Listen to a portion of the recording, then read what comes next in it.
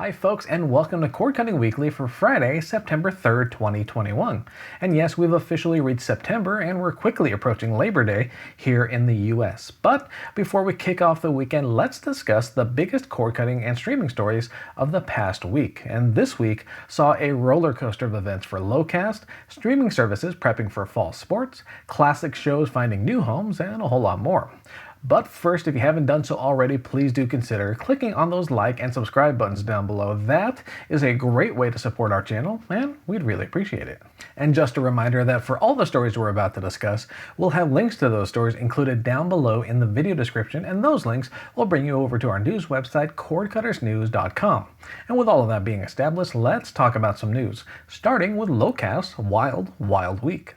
And so the biggest story of the week is one that evolved over the course of the week and is still developing, and it revolves around Locast. So to sum up, earlier this week, a U.S. District Court judge denied Locast's request for a summary judgment in a lawsuit filed against the service by ABC, NBC, CBS, and Fox. Now, those major broadcasters filed suit to shut down the service back in July of 2019. Locast has maintained that it's allowed to rebroadcast those over-the-air channels because it's technically a free service that accepts donations for its work. However, Judge Lewis Stanton wrote that those regular donations were used to help expand Locast's service, something that's not permitted under an exemption to the Copyright Act. Now, Locast has been citing that exemption as a justification for its operations, but Stanton disagreed, saying, quote, "On those undisputed facts, in 2020, Locast made far more money from user charges than was necessary to defray its costs of maintaining and operating its service." And shortly after a U.S. District Court judge ruled against Locast in its ongoing dispute with major over-the-air broadcasters, the streaming service announced it would stop interrupting broadcasts with calls to donate. Now, if you've ever used Locast, you're probably familiar with the service's funding structure, where instead of a set monthly fee, users are encouraged to donate on a regular basis. And calls to donate can pop up during broadcasts if a user hasn't set up a regular donation schedule just yet. Well, this week Locast sent out an email to its users not long after the ruling, announcing it would suspend regular calls to donate, though it also said it certainly wouldn't mind if users chose to keep donating. As it turns out, however, that move was not the last Locast development we'd see during the week. So as of the recording of this video, the latest wrinkle to the Locast story is that the service has suspended operations. In a message on its site, Locast said, quote, "As a non-profit, Locast was designed from the very beginning to operate in accordance with the strict letter of the law.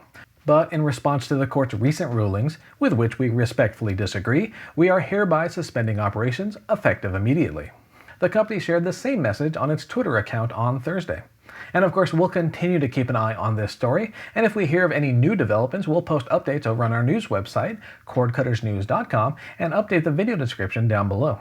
Moving on, this week we finally learned when Seinfeld would start popping up on its new streaming home. The landmark series left Hulu's lineup over the summer, but all 180 episodes will land on Netflix starting on October 1st. As you might recall, Netflix made a deal to acquire streaming rights to the show after losing series like Friends and The Office to competing services, HBO Max and Peacock respectively. The popular show ran for 9 seasons from 1989 to 1998 and picked up a slew of Emmy Awards along the way. Netflix shared the news in a press release this week, and all you Seinfeld fans won't have much longer to wait. Again, all 180 episodes will be made available on the service on October 1st. In the meantime, if you're a fan of the show, and I know there are a lot of you out there, feel free to share your favorite moments or overall episodes from the series in the comment section down below. Next up, football fans on Peacock have something to look forward to.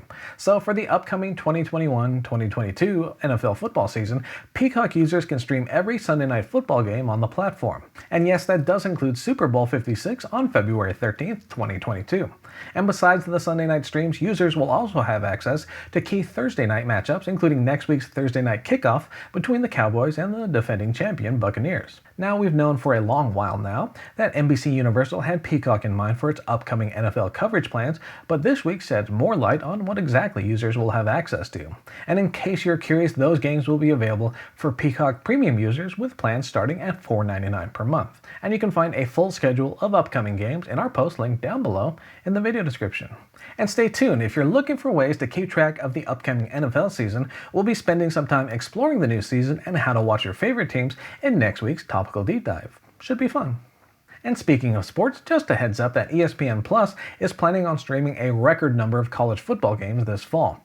In all, the sports-focused streaming platform has more than 500 games on its schedule, with games kicking off starting this week. Highlights include an increased number of Big 12 games and SEC games. We've got a schedule of the first few weeks in our post link down below, and stay tuned to our website, cordcuttersnews.com, as we'll continue to share the latest streaming news and schedules for upcoming matchups. Fall sports are clearly upon us, and it looks like streaming services are going to play a major role for fans. Should be interesting. In HBO Max news, the streaming service has finally landed on VIZIO's SmartCast line of smart TVs. Now, in our recent roundup of smart TVs, we noted how platforms like SmartCast were missing a few key apps, but this week's announcement addresses one of those major gaps. And to kick things off, VIZIO will showcase a carousel of content to draw attention to the app's arrival. SmartCast users should see featured content that focuses on 13 HBO Max originals that are available for free. It's likely a way to entice SmartCast users who haven't yet signed up for the streaming service.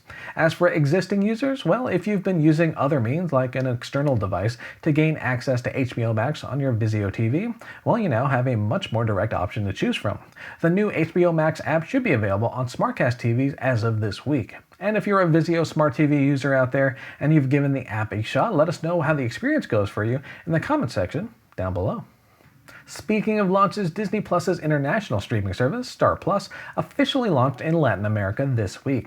The service includes content from Disney brands like FX, National Geographic, ESPN, and Disney Television Studios, among several others. Users in those regions can also sign up for Combo Plus, which bundles together Star Plus and Disney Plus for one monthly price. And yes, that is a lot of services with Plus in their names. The service is launching in more than a dozen markets in Latin America, and we have a handy chart in our full post that lists the pricing info for the various services in each area.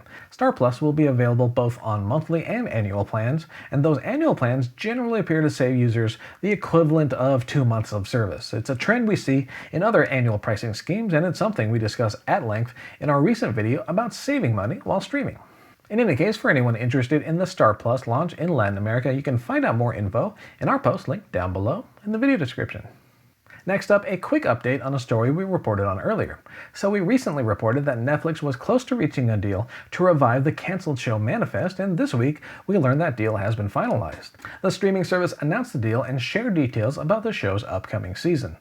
In all, Season 4 will include 20 episodes and will serve as the series' final season. And that extra long 20-episode run should hopefully give showrunners the bandwidth they need to conclude the show in a satisfying manner. You might recall Manifest focuses on the passengers of a plane that mysteriously reappears several years after it vanished. And you might imagine a premise like that has led to a lot of mystery and intrigue. And it'll be interesting to see how the overall story concludes now that Netflix has provided a runway, so to speak, for a proper final season. And we'll keep an eye out for updates on the premiere of that 4th season, but in any case, fans of Manifest have more to look forward to. And lastly this week, we've got a couple more app updates to discuss, and they both involve Spectrum. This week, Spectrum announced that HBO Max and YouTube are now available on the Spectrum Guide on compatible devices. In an announcement, Spectrum's Elena Ritchie said, quote, "As the video landscape continues to change, we are evolving our products and making it easier for our customers to watch what they want by providing access to streaming apps from convenient launch points within the Spectrum TV experience." To that end, Spectrum users on compatible devices can find YouTube on channel 2003. HBO Max users can tune to channel 2004, and yes, you'll need an HBO Max account to access that content. The two services join Netflix, which was recently added to the Spectrum Guide lineup. And if there are any Spectrum users out there who have tried accessing those streaming apps through the guide, feel free to share what you've thought of the experience so far in the comment section down below. And that wraps up another week of streaming news. And of course, thank you for watching. And before you head out, please do consider clicking on those like and subscribe buttons down below. As we've mentioned before, those really do help us out, and they also help YouTube know that they should definitely recommend our content to more and more users. And also, we'd really appreciate it. For now though, my name is Philip Palermo, and I hope you all have a safe and enjoyable weekend. We'll see you all next week. Take care.